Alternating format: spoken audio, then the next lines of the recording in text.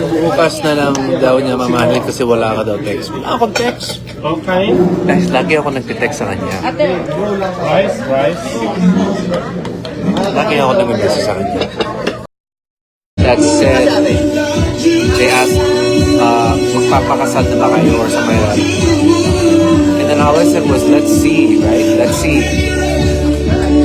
And they took it in a way where ayoko. And it's like, guys, it's too early to say. That's why we're getting to know each other. That's why we're going through what we're going through.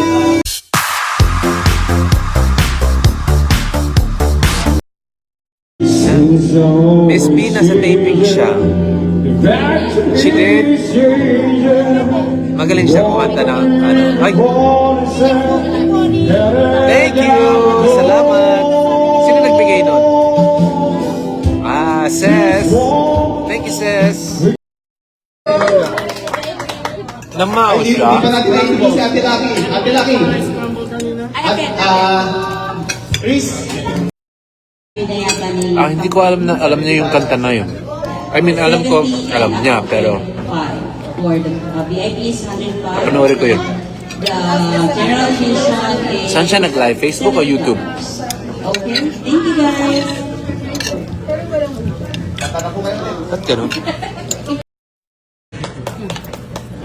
He understands Tagalog, but he doesn't speak much. But Nice. He understands. That's good enough.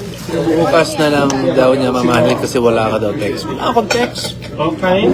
Dahil lagi ako nagte-text sa kanya. Rice. Lagi ako nag-message sa kanya. Siya yung hindi lang message sa akin. Pero okay lang. Mga busy lang siya. So, adjust. Mami Deeds. Hindi pa rin? More on gulay po. Gulay po. Vegetarian. Huli na lang pala yung marami order kanina. Kasi po yung, ay, natin. Magda, meron po ang suka. Yung kahit ano. Black up? Sa TikTok siya. Okra. Wala na? Bubos na? Okay lang. Bok Choy. Hey, Bok Choy.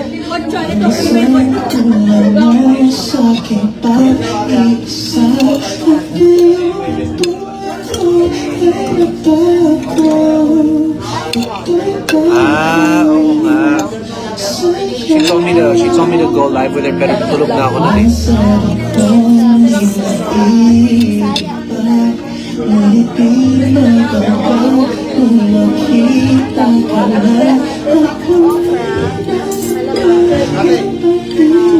Uminom sila.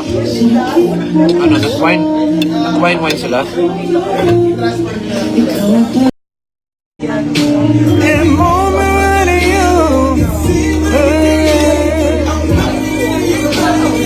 Ubus na ang Katie's bomb. Guys, ubus na ang Katie's bomb. The wine?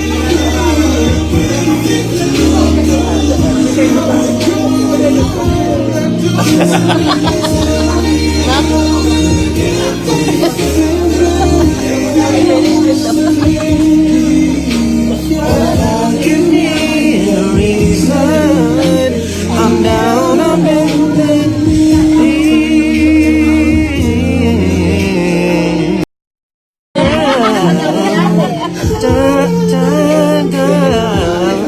Super dami po si Mang kagabi. Talaga? Oh. Actually, sa Black App, maraming si Mang. Even. Bakit si Chris? It's weird. Sa Chris?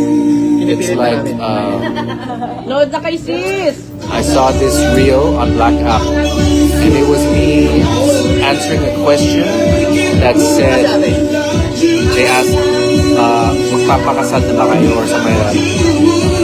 And then all I said was, let's see, right? Let's see. And they took it in a way where ayoko. And it's like, guys, it's too early to say, diba? That's why we're getting to know each other. That's why we're going through what we're going through. You don't just jump into those things. You know, marriage is a very serious thing, and you have to be sure. You can't just, you don't just jump into those things, you know, porque naging okay kami. Like, you don't jump into that, right? Kaya nga ligaw, di ba? Kaya nga getting to know each other again, di ba? You know? Marriage is something that you guys need to be sure of. Hindi yung naging kayo tapos iisipin nyo magpapasal agad.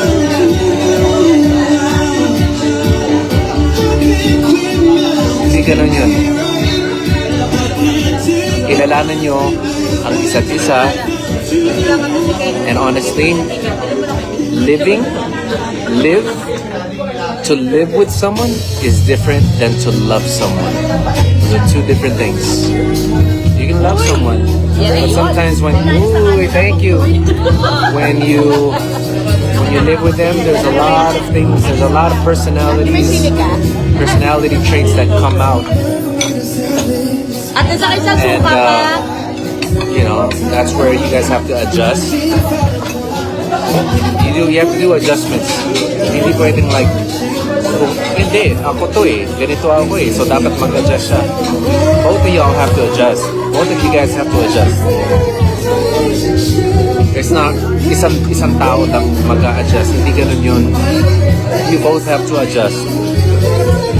Because nobody's perfect. Nobody's perfect, right? So, marami din matutunan. In a relationship, there's a lot you learn about yourself from the other person. So, there's things about yourself that you have to adjust to make it work. But first, you have to choose if you want it to work. It all starts from the choice. It all starts from the decision. So once you decide,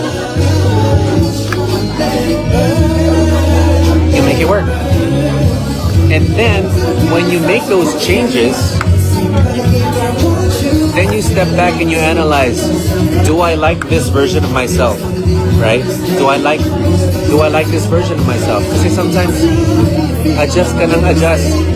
And then down the line, hindi mo pala gusto yung version na yun ng sarili mo. Like, you don't like that version of yourself. Right? That's why your partner is very important kasi they have to bring out the best version in you. If that partner is bringing a bad version out of you, you either have to make more adjustments, make different choices, or hindi kayo para sa isa't isa. Because the goal here is for you to be the best version of yourself. It's always you first. Choose yourself, and then everything else will follow. When your cup is full, that's when you're able to help out. When your cup is full, those around you, you can help fill their cups. And when their cups are full, they can help all the other people around them. But it starts with you. It starts with you to become the best version of yourself.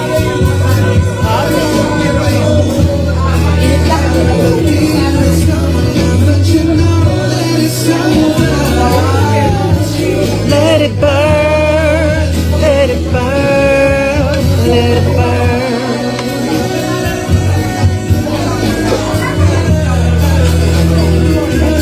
Yeah, diba? And even though I'm a new person, even though she's a new person, marami pa rin kailangan matutunan. This school of life is never ending because everything is always changing. So you have to roll with the change. You have to be adaptable. Hindi pwedeng ito ako ganito ako No, guys.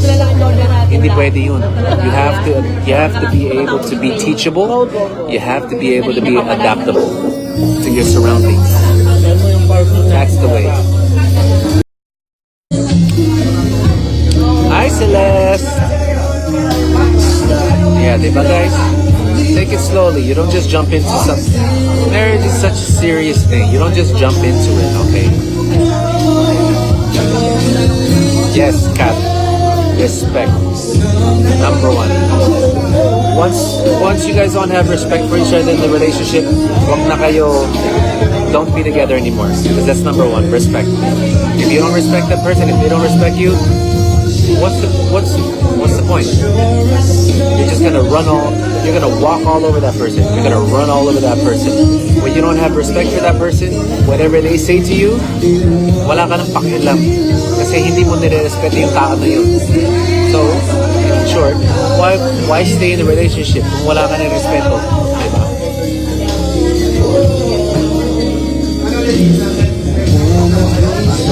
Direct Katie!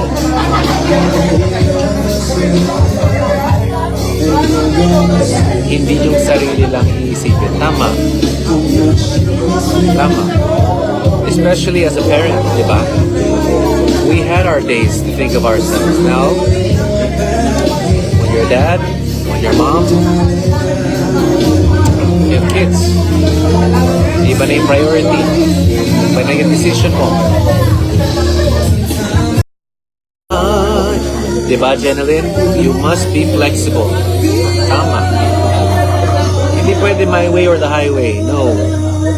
That's called narcissism. That's called selfish. And that means you're not ready to be in the relationship.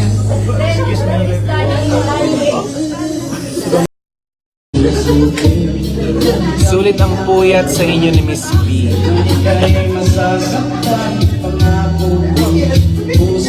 Thanks, Jeneline. I've been through a lot. I've been through a lot of experiences, but I mean, that's life, right? When you go through things, the best way to receive it is, hey, I learned something. When bad things happen, it's about perspective. It's like, oh shit, all right, hey, at least I learned something. Always level up, upgrade. Every day, how can I upgrade? How do I upgrade myself? Every day. Tanggal angas na naman. Ganun ba yun?